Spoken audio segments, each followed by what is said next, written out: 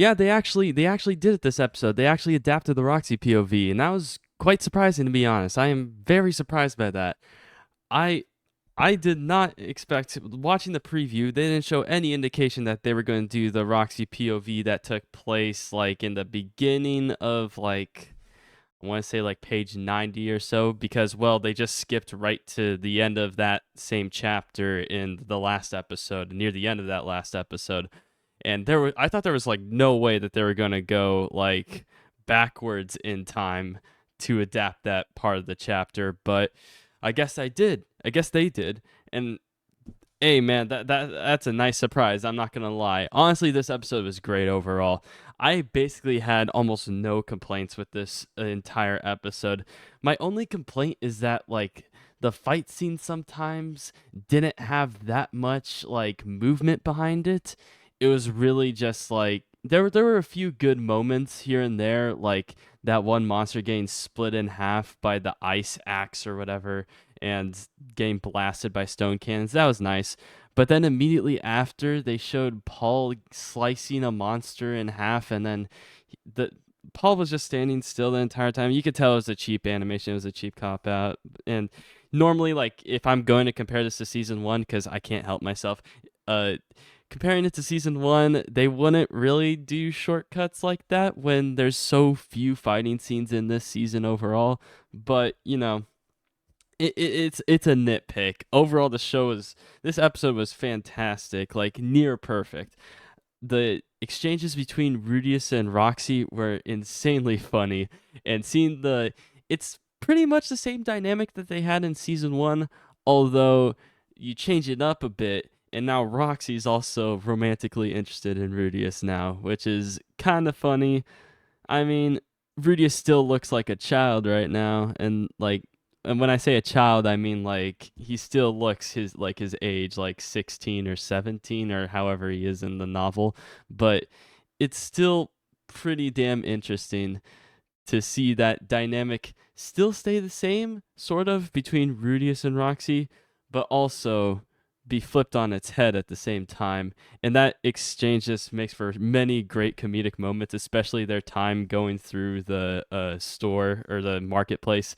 That place was that scene was hilarious. Just him testing out the sword and she's just being so shocked by it, and then all of a sudden they just look at the price and they both have the same exact reaction. I love that shit.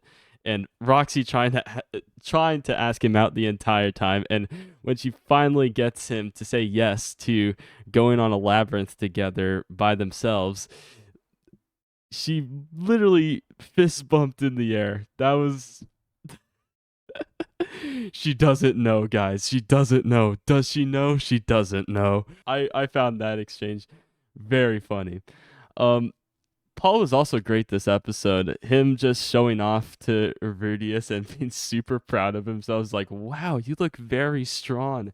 That smile just cracked me up so much, man. Oh my gosh, the comedic bits in this episode was fantastic. The emotional bits in the last episode, I still stand by my statement I said before. The emotional bits did not land for me at all in the last episode. It felt very casual. The reunions felt very casual, with exception of Roxy's. Roxy's at the end of the last episode, at the end of episode 20, was really good. But again, the tension established from the Roxy POV, if they did it in order, would have helped add to the tension of that scene and would have made the entire like Rudius savior moment feel all the more powerful. I still stand by the fact that they should do the Roxy POV before, but it is what it is. Anyway, as for the Roxy POV itself, as for the actual scene itself, I have no complaints. It was the exact amount of time that I think was should have happened. I mean, again, they could have included it in the last episode by either skipping the ED and just inserting this part in there, and we would have been fine. But sometimes things aren't always perfect, and if you disagree with me, that's fine. But understand, I had a good reason to believe that the Roxy POV was going to be skipped. Again, I assumed that they were going to tell the story chronologically, like every single episode in Mushoku Tensei. They almost always go chronological order, and based on the preview, they didn't show anything about the Roxy POV. Now, is that a marketing decision? I don't know why they wouldn't show it. Maybe just I saw a comment earlier talking about it saying like, "Oh, they don't want to show something that happened before to pitch the new episode."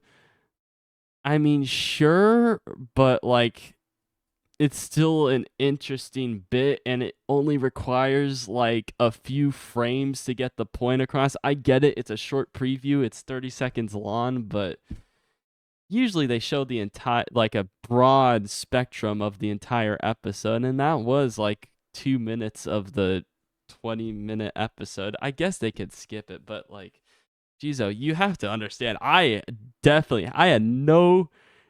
think there was any shot. I thought Roxy fans were cooked, honestly. And I don't know if I should say thankfully you guys are, because I know a lot of you Sylphie fans are going to get converted. And I'm.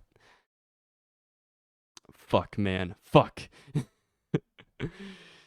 Damn, dude. It sucks. It sucks. It sucks. It sucks, bro. The Sylphie train is going to get smaller and smaller and smaller as time goes on. And, you know, I'll accept it.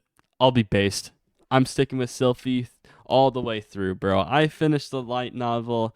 I'm good. I decided Sylphie is my main, okay? All of you can be going whatever direction you want. I see a few Xena simps. You guys are based. I see a few Ellen Lee simps. You guys are based. Roxy and Eris fans, simps, whatever. You guys are cringe. Just know. But yeah, the overall this episode was very good. The exchanges with Geese and Rudius was also a bit interesting. Seeing them navigating the labyrinth was also like it was very odd seeing how knowledgeable Geese was. For how much of a doofus he is, he actually knows his way around adventuring, which is, I mean, I guess with experience, you'd assume that's the case, but his personality does not fit the amount of knowledge he has when it comes to navigating this labyrinth. He's very he was very easily able to pick up on everything that book had. Same goes with Roxy. I mean, like she was picking up on stuff like pretty damn quickly, and she was able to start reading that book like almost immediately. She was very interested in learning about that, and she was. It was very funny to see her be shocked that Rudius had a book. Wow, that's crazy. It's very funny just to think at the beginning of the series, books were like so uncommon that it was a wonder to see someone with like a knowledgeable book like that, like a very niche book like that. The only book that Rudius had was like, or the only books that Rudius had was one that Roxy gave him for translating in like demon language and stuff. The other was like a basic spell book that he had in his birthplace. Uh, then there was like that story, like those fable ones, and like the geographical and knowledge based book. I believe the Grey Rat household only had 3 books from what I remember in the light novel. I'm pretty sure that was the case. Anyway, it's so funny to see how expensive and like how uncommon books were in the first season, and now we've just been since Rudius has been in the university, books are so common. You just see stacks upon stacks of books. You just see Sylphie just carrying like a whole ass stack amid like an entire hallway full of like huge bookshelves and huge like stacks upon stacks of books. We were just so fucking like it's so easy to forget about that stuff. It's funny, and just seeing Roxy be surprised about that really grounds that whole situation. Rudius is now just has unlimited access to resources now with Nanahoshi as a freaking friend, and as well as Ariel with her connections, he's able to get random discounts at that freaking city. Which, hey man, Aisha will take that shit any day. Anyway, yeah. Overall, this episode was great. I honestly have no complaints about it. I was debating between a 9 out of 10 and a 10 out of 10 in the live stream I did. I do live streams every single time there's a new episode. I was debating between a 9 out of 10 and a 10 out of 10. I think I concluded on a 9 out of 10 in the live stream, but honestly, I don't see any real complaints I have about this episode outside of the fact that the Roxy POV wasn't last episode. But they adapted it, and I'm happy. So you know what? 10 out of 10, perfect episode.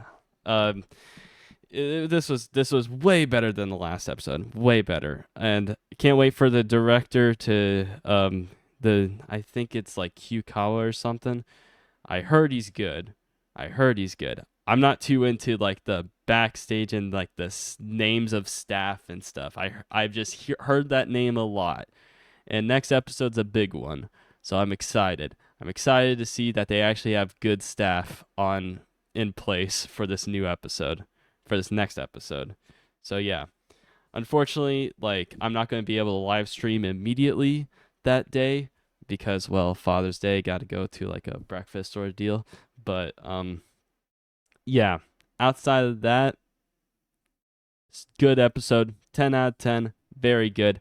I don't take 10 out of 10s lightly, but I honestly have no complaints. If you notice something negative about this episode, please comment below. Anyway, I'm going to do the YouTube thing. Like and subscribe, and I'll see you guys next time.